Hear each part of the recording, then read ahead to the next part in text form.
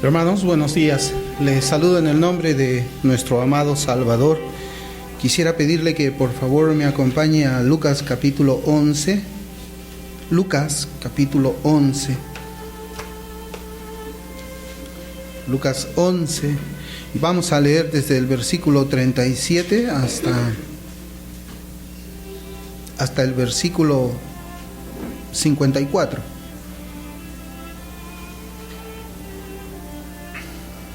Estamos nosotros haciendo una meditación en los versículos que vamos a leer ahora, y quizás hemos llamado a esta cortísima serie Jesús acusa a la religión falsa. Y en esta mañana vamos a titular a nuestra enseñanza de la escuela dominical como la hipocresía de enseñar lo que no queremos practicar. Y la palabra del Señor dice: luego que hubo hablado, le rogó a un fariseo que comiese con él. Y entrando Jesús en la casa, se sentó a la mesa. El fariseo, cuando lo vio, se extrañó de que no se hubiese lavado antes de comer. Pero el Señor le dijo: ahora bien, vosotros los fariseos limpiáis lo de fuera del vaso y del plato, pero por dentro estáis llenos de rapacidad y de maldad. Necios. El que hizo lo de fuera, ¿no hizo también lo de adentro? Pero dad limosna de lo que tenéis, y entonces todo será limpio. Mas ay de vosotros, fariseos, que diezmáis la menta y la ruda y toda hortaliza, y pasáis por alto la justicia y el amor de Dios. Esto os era necesario hacer, sin dejar aquello. Ay de vosotros, fariseos, que amáis las primeras sillas en las sinagogas y las salutaciones en las plazas.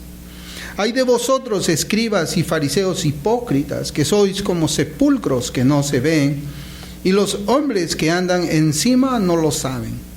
Respondiendo uno de los intérpretes de la ley, le dijo: Maestro, cuando dices esto, también nos afrentas a nosotros. Y él dijo: ay de vosotros también, intérpretes de la ley, porque cargáis a los hombres con cargas que no pueden llevar, pero vosotros ni aun con un dedo las tocáis. Ay de vosotros que edificáis los sepulcros de los profetas a quienes mataron vuestros padres. De modo que sois testigos y consentidores de los hechos de vuestros padres, porque a la verdad ellos los mataron y vosotros edificáis sus sepulcros. Por eso la sabiduría de Dios también dijo: les enviaré profetas y apóstoles, y de ellos a unos matarán y a otros perseguirán, para que se demande de esta generación la sangre de todos los profetas que se ha derramado desde la fundación del mundo, desde la sangre de Abel hasta la sangre de Zacarías, que murió entre el altar y el templo. Sí, os digo que será demandada de esta generación. Ay de vosotros, intérpretes de la ley, porque habéis quitado la llave de la ciencia. Vosotros mismos no entrasteis, y a los que estaban se lo impedisteis. Diciéndoles él estas cosas, los escribas y los fariseos comenzaron a estrecharle en gran manera y a provocarle que hablase de muchas cosas, acechándole y procurando cazar alguna palabra de su boca para acusarle. Bien, en esta mañana les repito, nuestra enseñanza va a llevar por título la hipocresía de enseñar lo que no queremos practicar. Y para concentrarnos en la enseñanza que hemos titulado de esa forma, yo quisiera que leamos nuevamente los versículos 45 al versículo 48. Dice la palabra del Señor: respondiendo uno de los intérpretes de la ley, le dijo: Maestro, cuando dices esto, también nos afrentas a nosotros. Y él dijo: ay de vosotros también, intérpretes de la ley, porque cargáis a los hombres con cargas que no pueden llevar, pero vosotros ni aun con un dedo las tocáis. Ay de vosotros que edificáis los sepulcros de los profetas a quienes mataron vuestros padres, de modo que sois testigos y consentidores de los hechos de vuestros padres, porque a la verdad ellos los mataron y vosotros edificáis sus sepulcros. Bien, estas palabras que el Señor le dice ahora a los intérpretes de la ley, a los escribas, resultan bastante desafiantes para cualquier tiempo. Y es desafiante porque la palabra de Dios es eterna. Y yo digo esto porque es desafiante, ya que observamos en este contexto la actitud de una persona, un intérprete de la ley que se había sentido aludido por las palabras condenatorias que el Señor Jesucristo estaba dando a los fariseos, y al parecer él interviene, así como nosotros leemos en el versículo 45, con la esperanza de que el Señor Jesucristo se disculpe con ellos. Es interesante cómo es que dice este intérprete de la ley. Respondiendo uno de los intérpretes de la ley, le dijo: Maestro, cuando dices esto también nos afrentas a vosotros. Y es algo que nosotros podemos notar, que Dios ha dado la conciencia a los hombres para que la conciencia responda. Para que la conciencia responda a palabras, para que la conciencia responda a circunstancias. En este caso está respondiendo la conciencia de este intérprete de la ley a las palabras que el Señor no les estaba hablando a él. Si nosotros revisamos el contexto, nosotros vemos que Cristo le habla a los fariseos. En las 3 oportunidades en que el Señor le da los ayes a las personas que estaban ahí, se estaba dirigiendo él específicamente a los fariseos. Pero este intérprete de la ley, y seguramente otros intérpretes de la ley también, que guardaron silencio, se sintieron tocados, se sintieron afectados por lo que el Señor Jesucristo estaba condenando en ese momento. Y así también en la iglesia debe ser así. Cuando nosotros leemos la palabra del Señor, leemos esta sección de la Escritura en Lucas, donde vemos a Cristo confrontando la religión hipócrita, es posible que la iglesia también, o las personas que están escuchando este mensaje, sean creyentes o sean incrédulos, sus conciencias también sean sacudidas. Es posible que en la predicación, en la exposición, en el estudio de la palabra del Señor, alguien también diga: hey, un momento, usted cuando habla de esa manera me está ofendiendo a mí. Pero tendríamos que ver nosotros si es que esa forma de hablar se ajusta al principio de la palabra del Señor. Si es que a veces estas palabras que nosotros estamos hablando son verdaderamente las palabras que Cristo estaba diciendo en ese tiempo. Y si esas palabras nos ofenden, pues gloria a Dios. Porque si nos sentimos ofendidos es porque estamos descubriendo algo en nosotros que está caminando mal. Y por supuesto que nuestro ego lo que va a buscar es proteger eso mal que estamos haciendo nosotros. Y vamos a pensar: hey, me está ofendiendo usted por lo que predica. Me está ofendiendo la Escritura cuando yo lo leo al Señor Jesús. Pues debemos dar gloria a Dios, y por eso es que yo les decía que estas palabras son para todos los tiempos. Y nosotros debemos recibirlas de la misma manera como es que el Señor nos da su palabra, con amor. Es posible que este intérprete de la ley estuviese expectante a que Cristo le dijera: lo siento mucho haberle ofendido, yo no quería ofenderle a usted y no quería ofenderle a nadie, retiro mis palabras, por favor, yo quiero quedar bien con ustedes. Yo quiero que ustedes me vean como una persona amorosa, como una persona simpática, como una persona así, con una personalidad agradable, de tal manera que cuando ustedes me acepten como persona, quizás también puedan aceptar mi mensaje. Pero el Señor no pensaba así. El Señor no esperaba que su persona sea recibida, sino que la palabra de Dios sea recibida por ellos. El Señor Jesucristo jamás pensó en agradar a las personas, porque si Él hubiese pensado en agradar a las personas, ¿hubiese sido crucificado? Por supuesto que no. ¿Quién hubiera crucificado a una persona que es tan amable, tan buena, que nunca predica nada que ofende? ¿Verdad que no, hermanos? ¿Verdad que aún el sentido común nos puede decir de que el Cristo fue crucificado por causa de las palabras que Él estaba diciendo a los pecadores? Y evidentemente que Cristo no estaba hablando estas palabras para condenarles, para restregarles en la cara la hipocresía de ellos. Eso sería pecado. El Señor lo hacía, utilizaba estas palabras con el propósito de sacudir las conciencias de ellos, con la finalidad de que ellos sean conmovidos, para que se arrepientan de su maldad, se vuelvan de su error y se vuelvan de su pecado, como nosotros vamos a ver aquí en este pasaje. El Señor no se iba a retractar de lo que Él tenía que decir. Y en algún momento también, cuando yo hice los subtítulos de una predicación del pastor Ian Paisley, un predicador que comienza diciendo: perdonen por lo que voy a decir, es una persona que no debe estar en el púlpito. Es una persona de un pedaleo suave, como dice Ian Paisley en el contexto británico. Una persona que va a decir: yo no quiero ofenderles, pero por favor voy a hablar la palabra del Señor.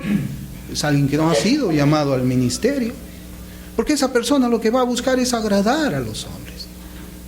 No va a buscar el bien espiritual de la persona, sino va a buscar agradarles en la carne. Y va a evitar ser aborrecido espiritualmente. Y eso es algo que el Señor Jesucristo no tenía como característica personal.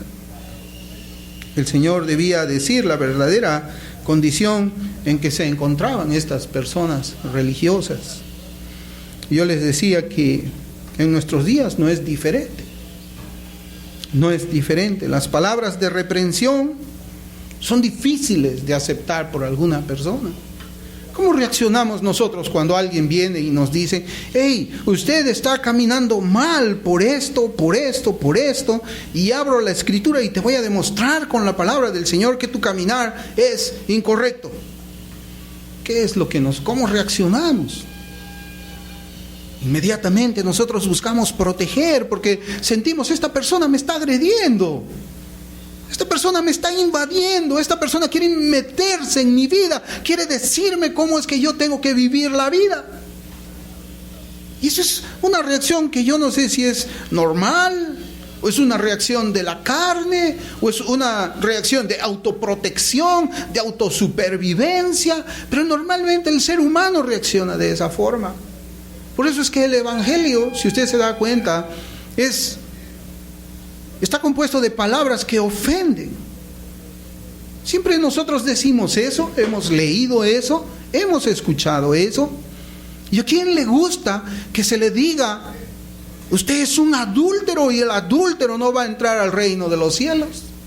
Usted es un fornicario y el fornicario no va a entrar en el reino de los cielos. Usted es un maldiciente y el maldiciente no va a entrar en el reino de los cielos. Nosotros hemos visto cómo muchas veces las personas incrédulas reaccionan así. Quizás si es que nos ha tocado ver algún video, cómo se paran delante del predicador porque se sienten ofendidos, creen que el predicador ha ido para exponerlos a la vergüenza, y ellos responden en su carne y con palabras duras y ofensivas a la persona que está diciendo cuál es la condición de su alma. Y en la iglesia debe ser así. Debería ser así en la iglesia. Si alguien se acercara a mí y me dijera: ¿sabe qué, hermano Guillermo? Usted está haciendo mal esto, usted está caminando mal aquí, voy a abrir la Escritura. ¿Qué debo hacer yo? ¿Disciplinarlo? Está tocando al ungido del Señor, hay que disciplinarlo. Me está ofendiendo. ¿Cómo yo no puedo, nadie puede decirme nada a mí?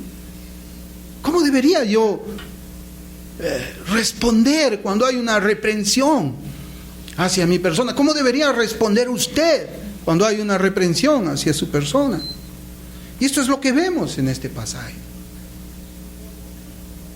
Gracias al Señor que este maestro de la ley habló para nosotros, para leer cómo es que es la situación de un corazón que no le gusta la reprensión. Gracias al Señor que fue así, porque de esta forma podemos nosotros hablar de lo que es la reprensión para el pueblo del Señor, y aún la reprensión para quienes no son del pueblo del Señor. Yo le decía que la reprensión es difícil de aceptar. Nadie le gusta que se le reprenda, que se le haga ver la situación en la que se encuentra, su condición espiritual. A nadie le gusta. Muchas veces las personas hemos llegado a ignorar o a no darnos cuenta de que nos hemos desviado del blanco, que ya no estamos caminando en el camino recto. ¿Y qué debemos hacer nosotros cuando eso es así? ¿Qué debemos hacer? ¿No es acaso reprender? ¿No dice la Escritura, si ves que tu hermano peca, anda, búscale y dile? Y si no te hace caso, lleva a 2 testigos. Y si no te hace caso, lleva a la iglesia.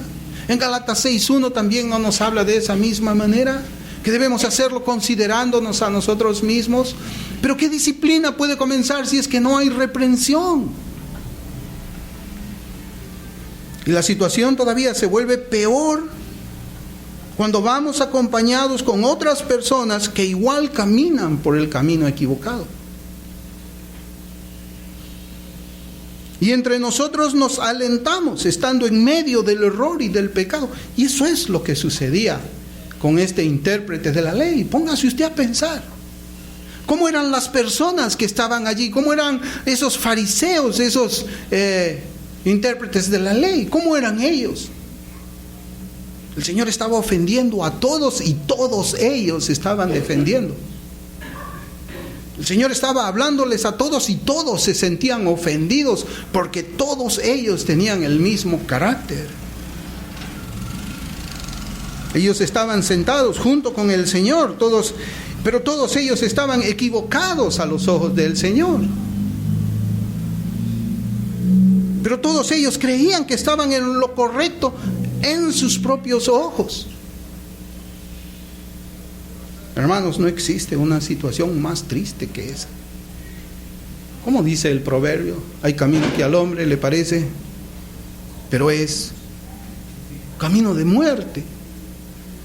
Y esa es la situación de personas, y el Señor nos trae eso aquí a nosotros.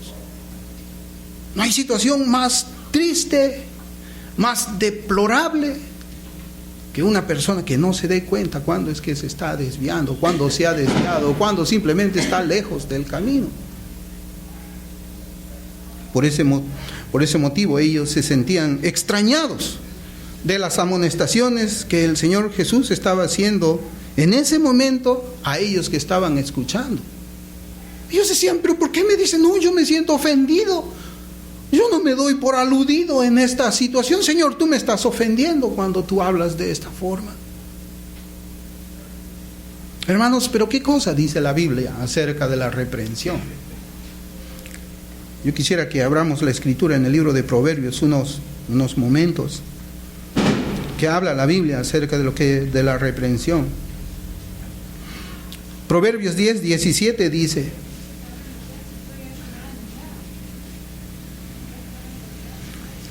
camino a la vida es guardar la instrucción, pero quien desecha la reprensión yerra.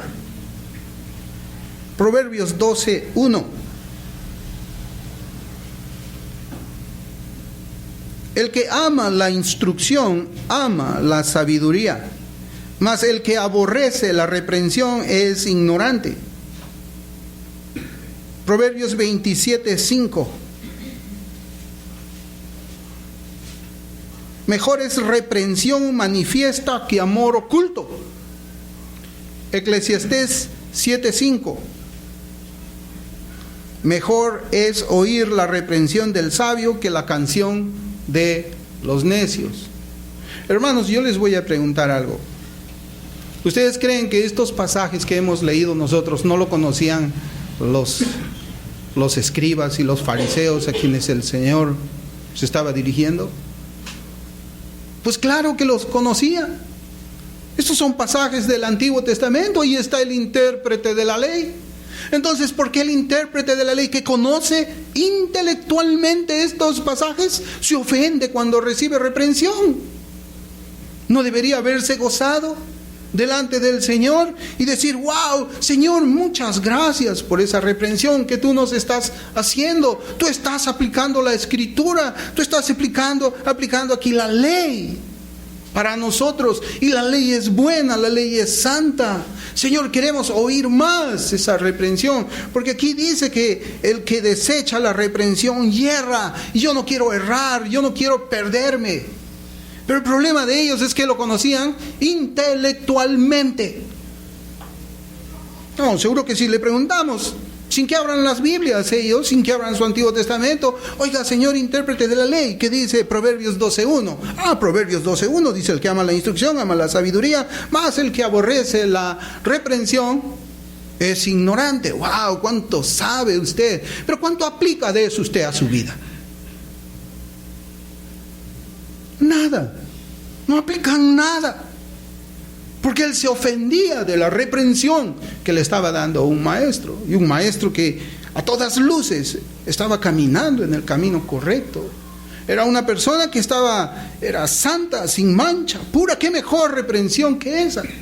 Evidentemente que la reprensión no lo estaba haciendo una persona pues que andaba en mundanalidad, que andaba, no sé, en muchas cosas como a veces nosotros podemos ver en el cristianismo.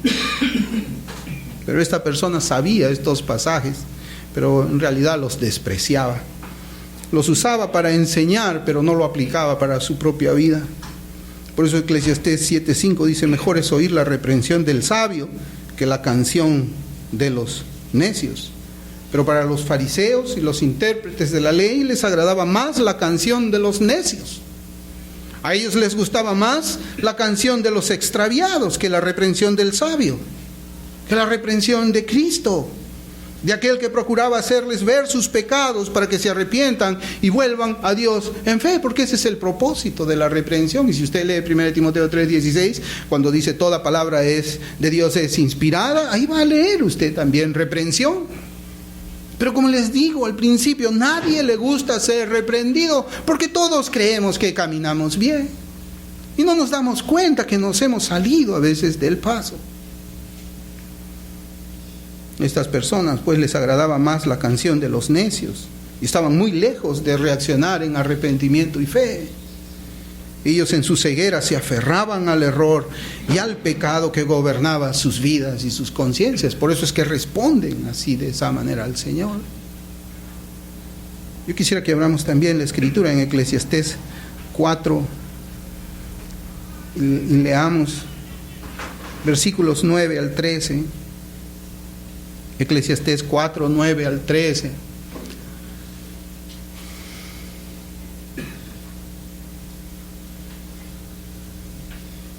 Dice la Escritura: mejores son dos que uno, porque tienen mejor paga de su trabajo. Porque si cayeren, el uno levantará a su compañero. Pero ay del solo, que cuando cayere no habrá segundo que lo levante. También, si dos durmieren juntos, se calentarán mutuamente. Mas, ¿cómo se calentará uno solo? Y si alguno prevaleciere contra uno, dos le resistirán, y cordón de 3 dobleces no se rompe pronto. Mejor es el muchacho pobre y sabio que el rey viejo y necio que no admite consejos. Hermanos, la situación de estos fariseos, de este grupo de personas, no sabemos cuánto estaban ahí, es que todos estaban caídos. Y no había ninguno que levante a otro. No había ninguno, todos ellos estaban unidos, pero estaban unidos en su caída, estaban unidos en su hipocresía, estaban unidos en su alejamiento de la ley de Dios, estaban unidos en todo eso. Y cuando llega alguien para hacerles ver su error, ellos simplemente se sienten ofendidos, como si el Cristo estuviese equivocado, como si su palabra fuera palabra mentirosa. Otro pasaje de las Escrituras que nos dice en Amós 3:3, ¿andarán dos juntos si no estuvieren de acuerdo? Hermanos, los fariseos y los intérpretes de la ley andaban juntos porque estaban de acuerdo en el error. Estaban de acuerdo en el error. Y ellos se ponían en contra de cualquiera que quisiera hacerle ver su error y sus pecados. Eso era. Ellos estaban unidos porque participaban de los mismos pecados. Y aún esta escritura, que debería ser quizás interpretada de una manera positiva, encontramos también que se interpreta de una manera negativa. ¿Qué nos enseña? Así como la verdad une, el error también une, el pecado también une.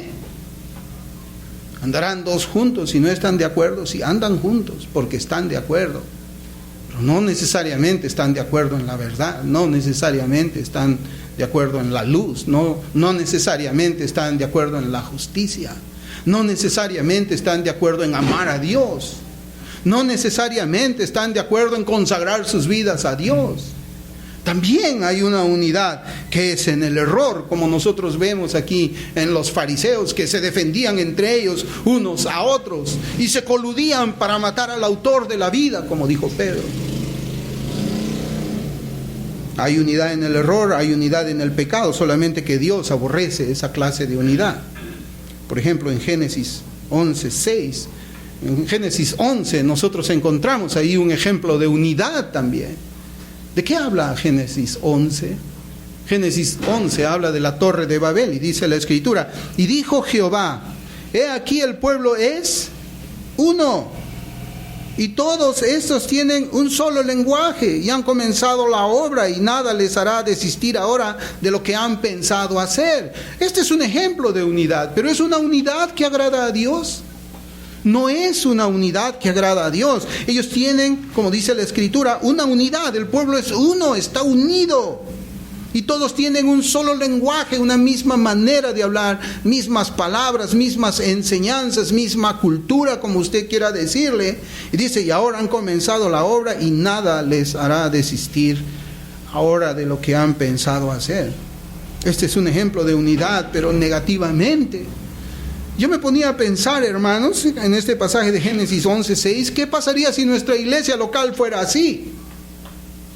Que nuestra iglesia local sea uno, que todos nosotros hablemos el mismo lenguaje y que todos nosotros comencemos la obra y que nadie nos haga desistir de lo que hemos pensado hacer. Eso sería un ejemplo de unidad positiva. Y en esa unidad Dios se va a agradar. Dios se va a agradar. Ahora miremos detenidamente otra vez nuestro pasaje en Lucas 11, las palabras que hace este intérprete de la ley.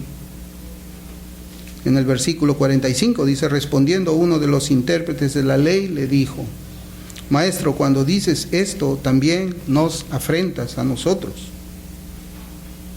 Hermanos, miremos nosotros hasta dónde había llegado la ceguera de los hombres, de estos hombres de aquí. Ellos no podían ver que se habían apartado del espíritu de la ley de Moisés y habían abandonado la justicia y el amor de Dios, como hemos visto que el Señor acusa a los fariseos. ¿Por qué tenía que sentirse ofendida esta persona cuando el Señor estaba reprendiendo a los fariseos? ¿Por qué? ¿Por qué ofenderse? La respuesta es simple. Porque tal persona estaba confesando que sus obras eran tan malas como la de ellos. Este intérprete de la ley estaba reconociendo que tenía el mismo carácter pecador e hipócrita de los fariseos. Eso es lo que estaba reconociendo él. Por eso es que él reconoce que es igual y reacciona y dice, tú me estás ofendiendo cuando hablas eso a mí. O cuando hablas eso a los fariseos. En lugar de guardar silencio esta persona y esforzarse por enderezar sus caminos, este hombre prefirió intervenir para procurar callar al Señor. Para procurar callar al Señor. Yo me acuerdo una vez, y tiene una relación con esto. Una vez, no recuerdo exactamente dónde, pero yo sí sé exactamente lo que pasó y quizás mi esposa lo recuerde dónde fue. Cuando estaba yo hablando del Evangelio con una persona, nosotros abrimos la Escritura y comenzamos a ver qué era lo que Dios hablaba acerca del pecado y qué era lo que Dios hablaba acerca de la condenación del pecado y qué era lo que Dios decía acerca de aquellas personas que habían hecho una profesión de fe falsa. Y esta persona sabe cómo es que cayó al Señor. ¿Saben cómo quiso callarle la boca al Señor? Cerró su Biblia Yo tenía mi Biblia abierta y habíamos leído juntos la Escritura, y había cerrado su Biblia cuando comencé yo a hablarle. No era una persona que evidentemente no era creyente, y por esa razón yo me acerqué para evangelizar a una persona profesante, y cerró su Biblia y le dije: abre tu Biblia. No la voy a abrir. ¿Pero por qué no abres tu Biblia? Vamos a leer. No, yo no la voy a leer contigo. No, pero abre tu Biblia. No la voy a abrir. Hermanos, esa persona estaba callando al Señor. Tenía la palabra de Dios en su mano, pero la tenía cerrada. No quería escuchar qué es lo que Dios pensaba acerca de una persona que es santa.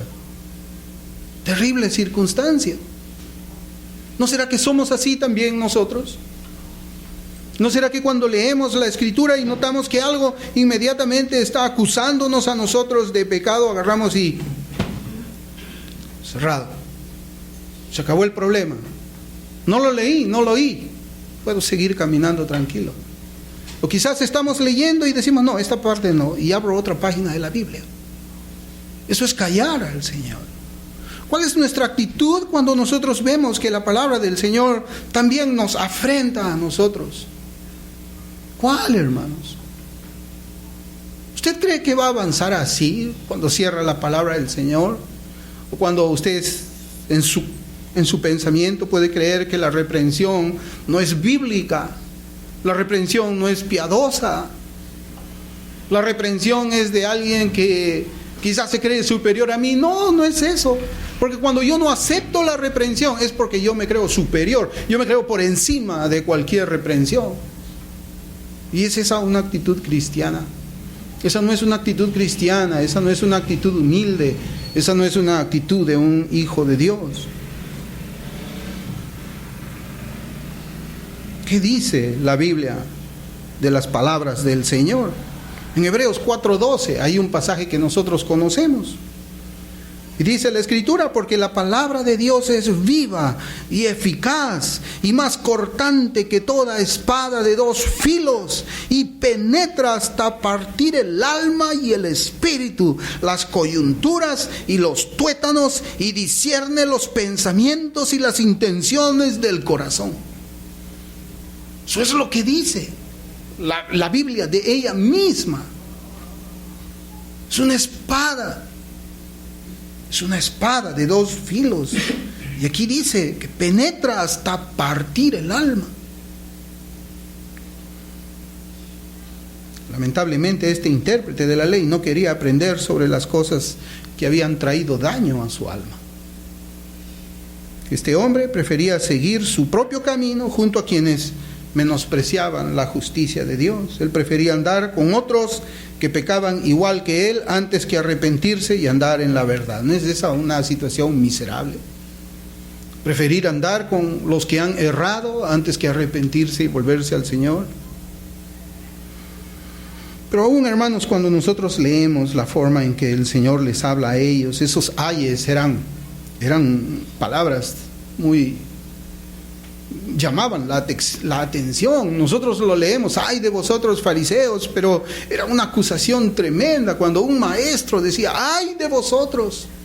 Usted recuerde a Isaías en la visión de Dios cuando dijo: ay de mí que soy muerto.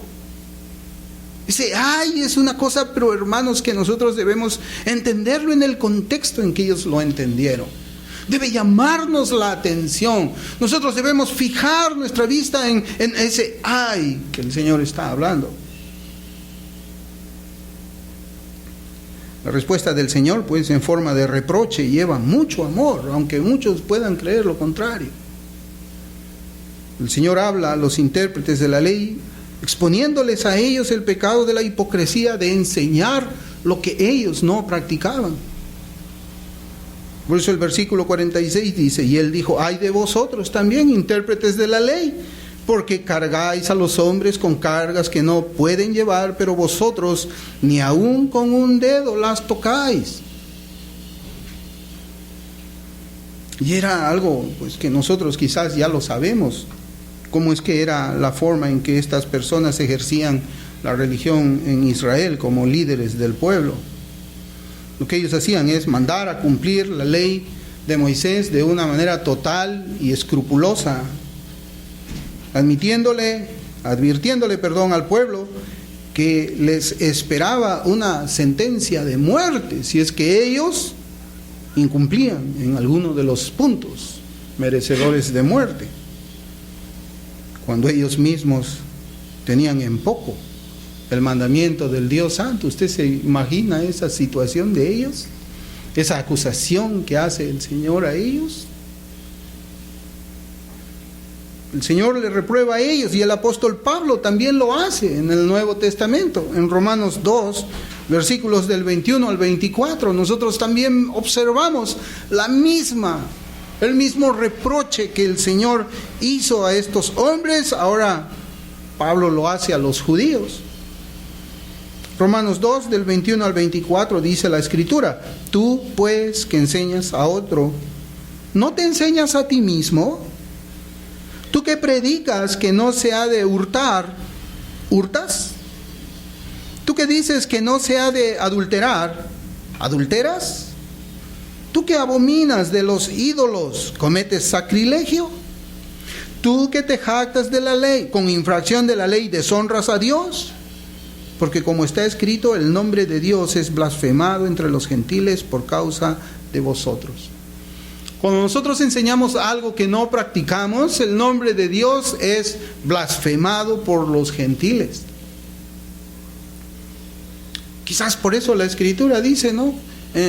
Que no debemos hacernos maestros muchos de nosotros, que no nos hagamos muchos maestros, porque recibiremos mayor condenación.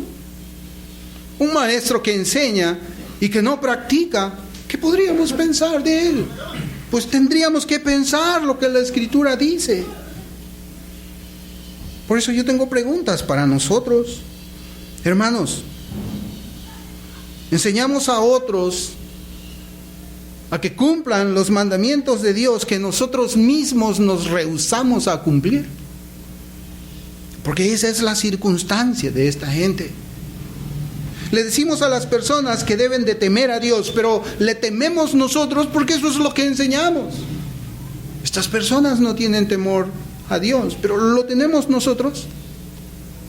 Enseñamos a los hombres que deben congregar, pero ¿congregamos nosotros de manera correcta y fiel? Decimos que los creyentes deben servir con su vida al Señor. ¿Servimos nosotros? Adoctrinamos diciendo la importancia de la gran comisión. ¿Evangelizamos nosotros? Hermanos, si no evangelizamos, no podemos hablar a nadie de la gran comisión, ni siquiera a otro creyente. Si nosotros no servimos al Señor, mejor quedarnos callados, antes que procurar enseñar algo que no practicamos. Porque entonces viene la condenación del Señor. ¡Ay de vosotros! ¡Ay de usted! Que enseña, pero que no practica. El que enseña, pero no hace, es un hipócrita, como lo fueron aquellos hombres religiosos.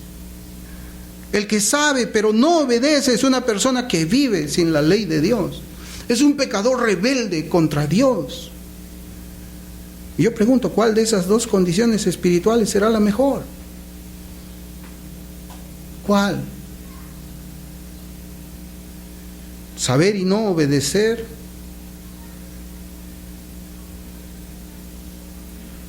Sin embargo, ninguno de nosotros quiere recibir reproche alguno cuando enseñamos, pero no hacemos. O sabemos, pero no obedecemos.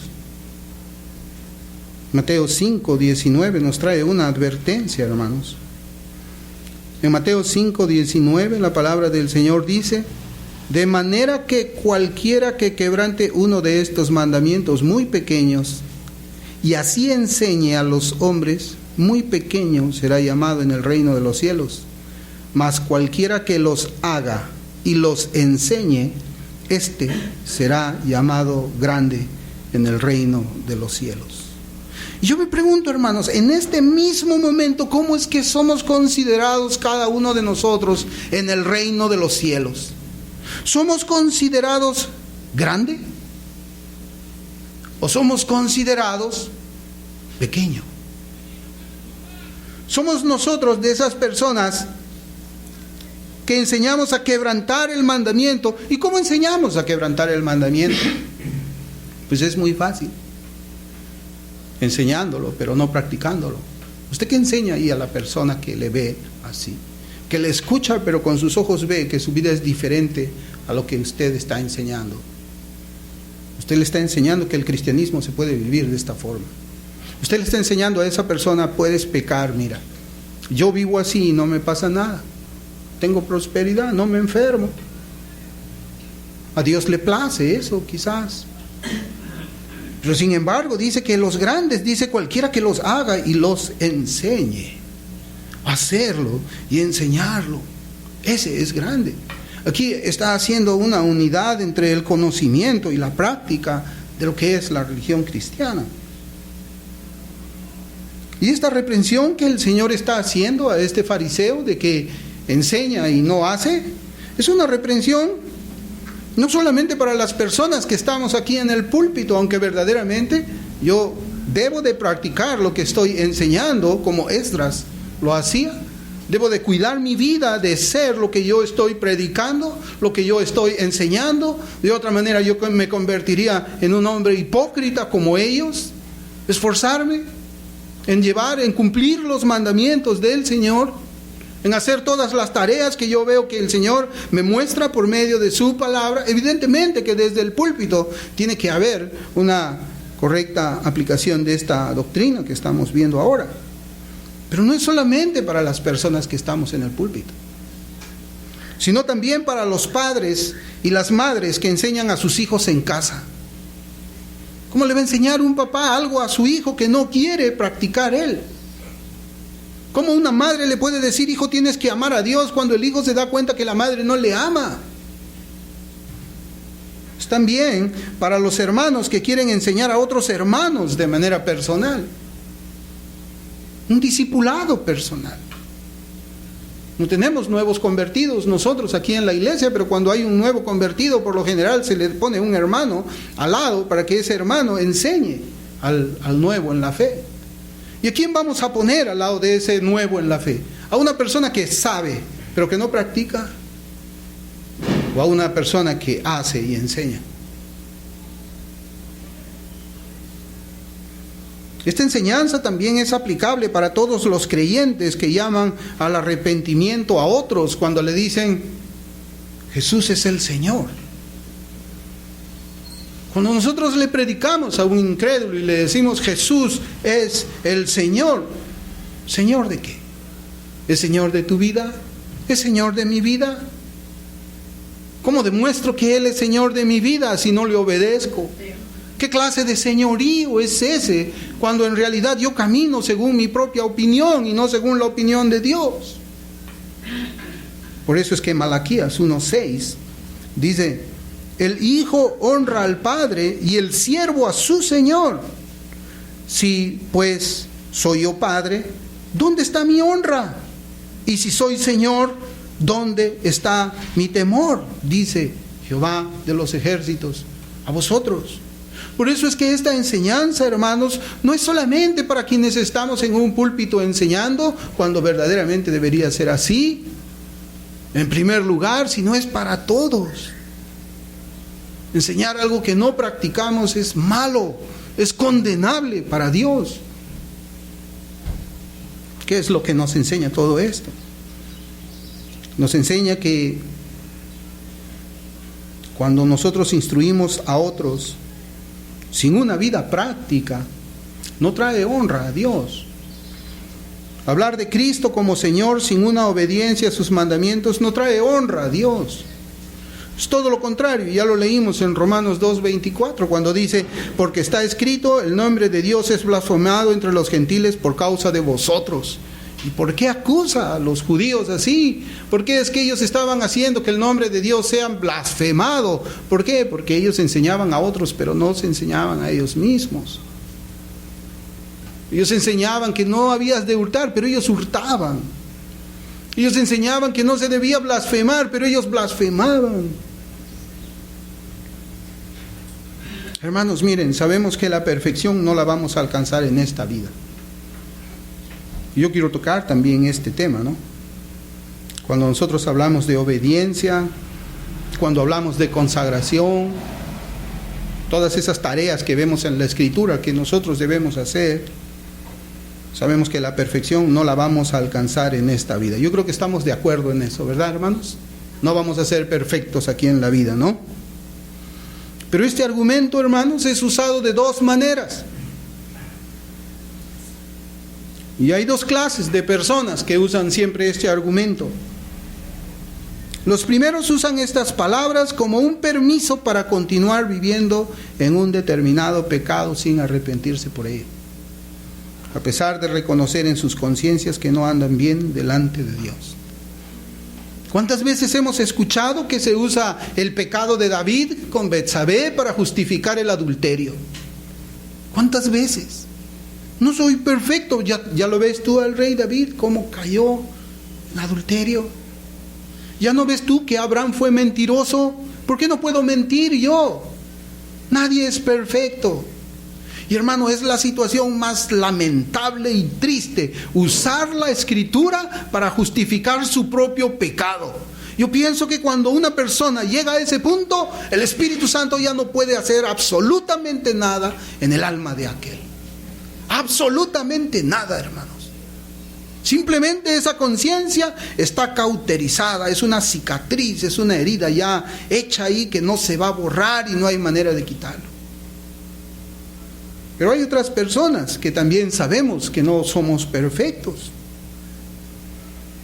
Y usamos esta verdad con justicia, sabiendo que aunque no se alcanza la perfección en esta vida, no cesan en su lucha contra el pecado y su deseo de agradar a Dios en todo. Se cae, nos caemos. Pero cuando nos caemos no nos quedamos ahí abriendo la Biblia. No, pues David también cayó, me quedo aquí. No, pues Abraham también cayó, me quedo aquí. Aquí mira, Jacob también cayó, me quedo aquí. No, sino que el creyente cae y se levanta arrepentido y le pide perdón, Señor. Se vuelve a caer, se vuelve a levantar y comienza a ver prosperidad en su caminar en santificación y rectitud.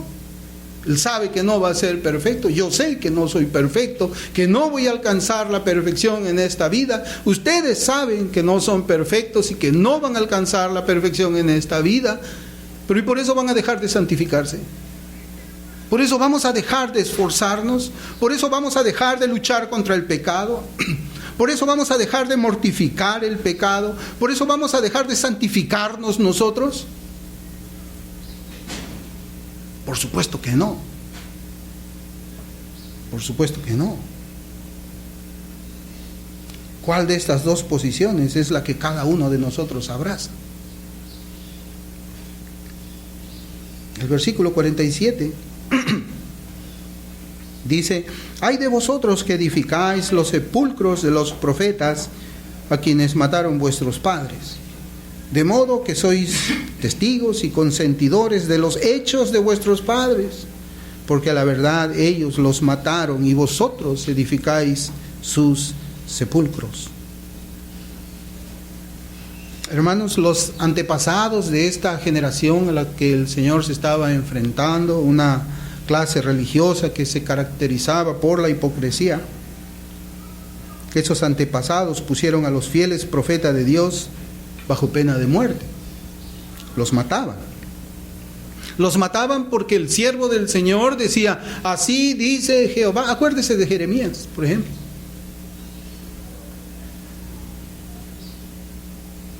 Ellos eran puestos a muerte porque traían la palabra de Dios a ellos, a esa clase religiosa y al pueblo. ¿Con qué objetivo es que Jeremías iba y predicaba el mensaje de Dios? Pues el objetivo que Dios tenía era para que ellos se arrepientan de sus malos caminos y se vuelvan a Dios. Pero a esa generación tampoco le gustaba el reproche. No les gustaba ser amonestados por la palabra del profeta. ¿Y qué hacían? Mataban al profeta. Lo mataban. Esa clase religiosa que ahora levantaba los sepulcros a los profetas asesinados eran los descendientes de los que fueron los asesinos.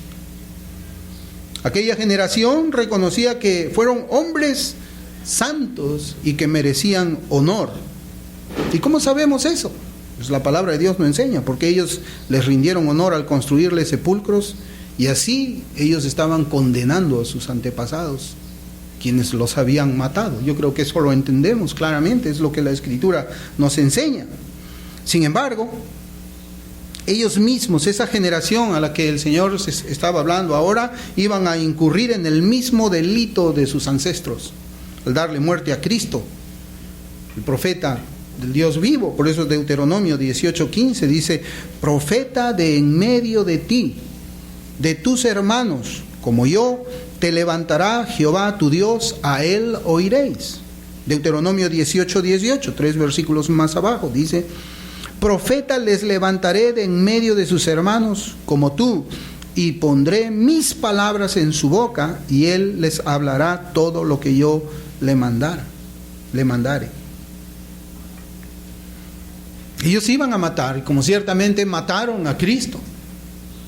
Y como les dije al principio, pues si Cristo no los hubiera amonestado, seguramente que no hubiese muerto en la cruz. Pero ellos no solamente iban a matar a Cristo, sino que también iban a matar a todos los santos apóstoles, quienes comenzaron a predicar el mensaje de Dios en la tierra, comenzando por el primer mártir, Esteban. Esa generación que estaba levantando los sepulcros iba a cometer el mismo pecado que cometieron sus ancestros. Iban a matar a los mensajeros de Dios. Y eso es algo, hermanos, que es increíble, ¿no?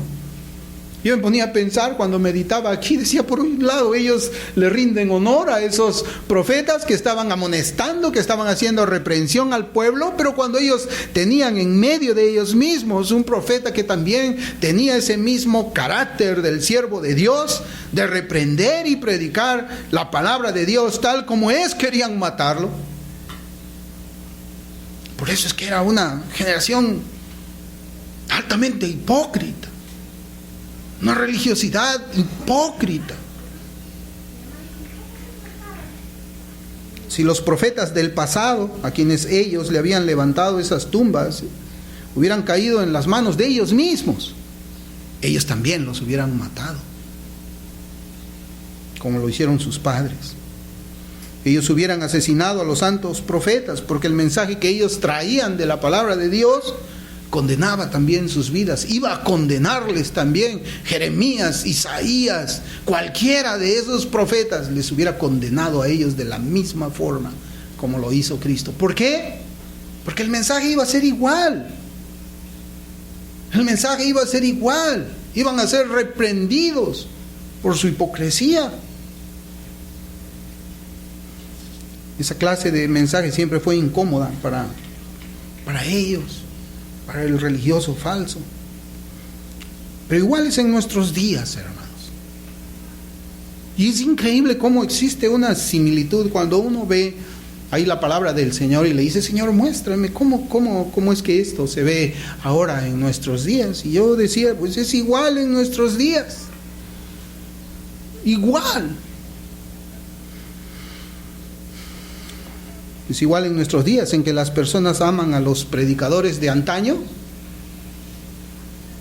Aquellos quienes en sus tiempos hablaron la palabra de Dios y fueron censurados por la mayoría, como Charles Spurgeon.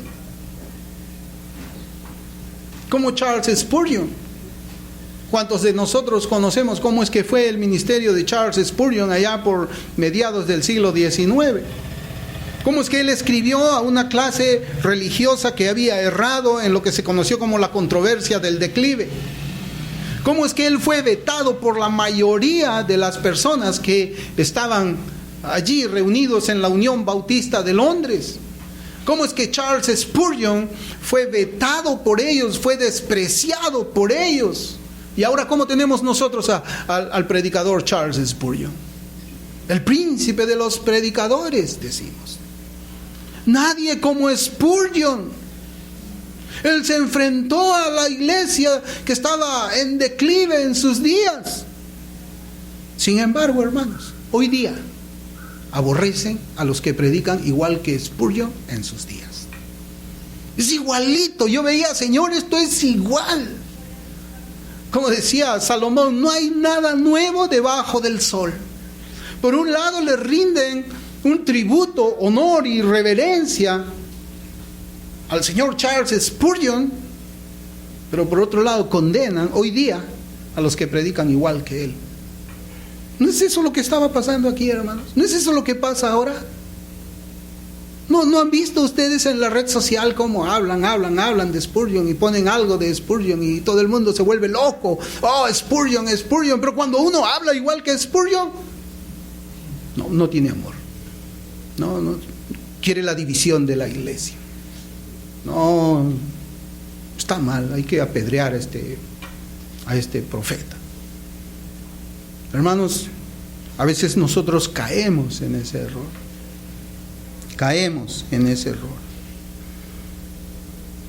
Lo cierto es que esta generación aborrece la reprensión también, así como lo aborrecía este hombre que leemos en Lucas, la cual es la misma que predicaron los predicadores del pasado, a quienes se habían apartado de la verdad y que hicieron pacto con el mundo y las falsas doctrinas.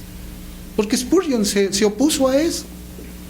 Y pareciera que desde un tiempo atrás, y habíamos hablado nosotros antes de comenzar nuestra meditación, que la situación en Inglaterra había cambiado totalmente desde hace 4 generaciones.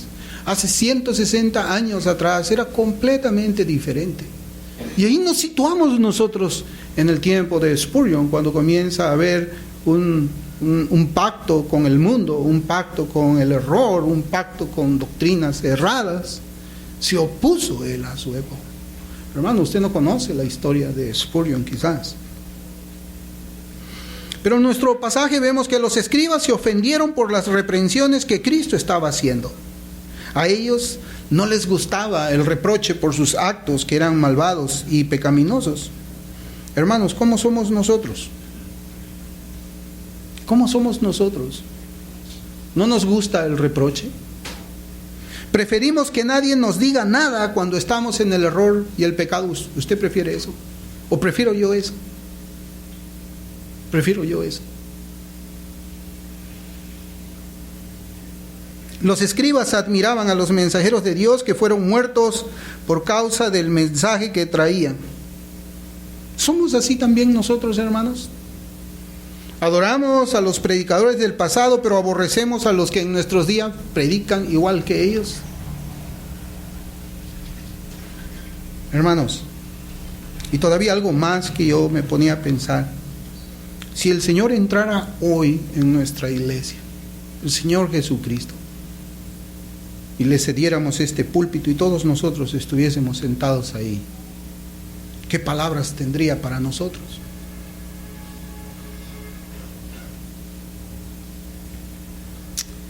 ¿Qué palabra tendría para nosotros, para cada uno el Señor?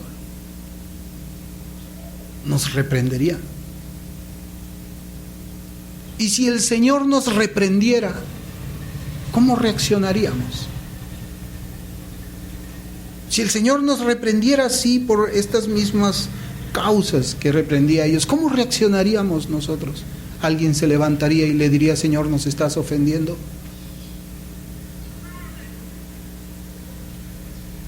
Hermanos, su palabra ha sido predicada hoy. ¿Te ofende? ¿Te ha ofendido? ¿No te gusta la reprensión? ¿No te gusta que prediquen aquí como predicó el Señor? ¿No te gusta que confronten aquí como confrontó el Señor al error, a la hipocresía, al pecado? ¿No te gusta aquí que prediquen así como predicaba Spurgeon, desafiando la hipocresía de la iglesia de sus días y el declive moral de muchos ministros? Hermanos, su palabra ha sido predicada hoy en nuestra iglesia, la palabra de Cristo. Vamos a orar. Amado Padre, te damos gracias, Señor, por tu palabra, gracias por esta enseñanza de la escuela dominical. Oh Señor, yo creo que debemos de examinarnos todos en estos ayes que tú das, Señor, también para nuestra iglesia. Que nos examinemos, Señor, cómo es que estamos caminando, cómo reaccionamos ante la reprensión. ¿Qué es lo que queremos escuchar nosotros desde este lugar, Señor? Quizás, como decía aquel pastor Paisley, un mensajito de medio pedaleo nada más, escondiendo, Señor, las amonestaciones que tú hiciste a una clase religiosa que había errado, Señor, y estaba en pecado. Señor, ayúdanos a examinarnos.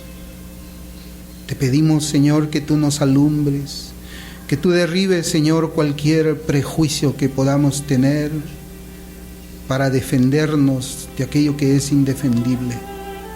Te damos las gracias, Señor. Te damos las gracias por todo. En el nombre de Jesús. Amén.